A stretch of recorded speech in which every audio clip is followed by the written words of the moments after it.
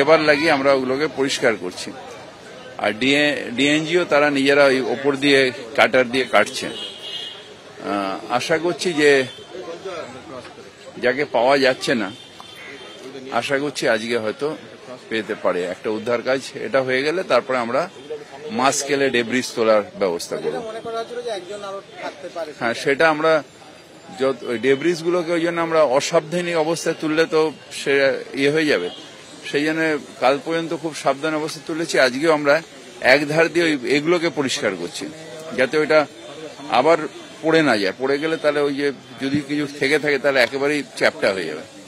তো সেইটার জন্য খুব সাবধানের তলায় আমরা আস্তে আস্তে ভেতরটা খুঁড়ে খুঁড়ে খুঁড়ে খুঁড়ে খুঁড়ে খুঁড়ে একটা হোল তৈরি করে ভেতরে যাওয়ার চেষ্টা করা হচ্ছে যে কিছু আছে কিনা দেখার জন্য। চারটে তোলা যায়নি, ওই কেটে কেটে কেটে কেটে ওর মধ্যে ঢোকা যায়। এবার আমরা মাটির নিচ থেকে আবার ওই ডেব্রিজ গুলোকে পরিষ্কার করে ওখান দিয়েও ঢোকার চেষ্টা হচ্ছে। হ্যাঁ, নালে তো বড় মেশিন আসতে এতক্ষণে ওই কি বলে ওই যেটা ক্রেন আর ওপর দিয়ে যেটা তোলে, ওগুলো একটা একটা করে তুলে নিলে তো ও তো 1-2 দিনের ব্যাপার ছিল।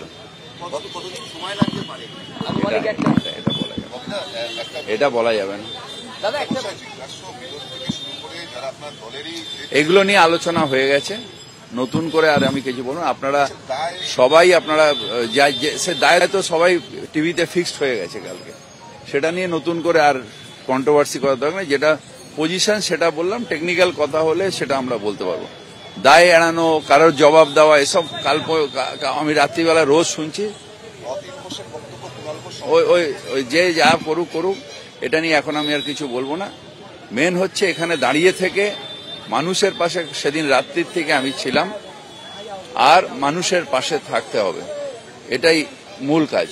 দাদা, আজাদুল্লাহ বাগানে এখনো কিছু বাড়ি দেখা যাচ্ছে যে বাড়িগুলো একদম 5 ফুটের রাস্তার উপরে তৈরি করা হয়েছে। একটা বাড়ির ছবি ভাইরালও হয়েছে, সেই বাড়িটা কিভাবে হলো? 5তলা বাড়ি, এটা আমি কি করে জানবো কিভাবে হলো? আমি এখন রেস্কিউ অপারেশন আছি, রেস্কিউ অপারেশন করবো। আমি আইনের হাতে নিয়ে বসে নেই যে সব আমার কাজে আছে। গার্ডেন রিচ সহ আরো একাধিক জায়গায় এরকম বাড়ি রয়েছে, তিলজলাতেও রয়েছে, তিলজলা তপসিয়া লেনে, যে বাড়িগুলো খুবই বিপজ্জনক এবং অবশ্যই সেগুলো বেআইনি ভাবে মানে আইনি মতে তৈরি হয়েছে বলে চোখে দেখে অন্তত মনে হচ্ছে না। সেগুলো নিয়ে পৌরসভা কি ভাবছে? মানে সেগুলো পৌরসভায় যখন বসবো তখন বলবো। এখন তো এখানে রেস্কিউ করতে এসেছি। এই মুহূর্তে পরিস্থিতি হচ্ছে যে মানুষের যাদের বাড়িতে পাওয়া যাচ্ছিল না, তাদের পুরো ফ্যামিলি, তাদের মেয়ে, তার স্ত্রীর বাড়িতে গেলাম, তাদের সাথে বসলাম। ওদের একটাই রিকোয়েস্ট যে রেস্কিউটা যেন বন্ধ, মানে রেস্কিউ অপারেশন যতক্ষণ না ওর বডিটা পাওয়া যায় যেন বন্ধ না হয়। রাত্রির দিকে যেন বন্ধ হয়ে গেছিল।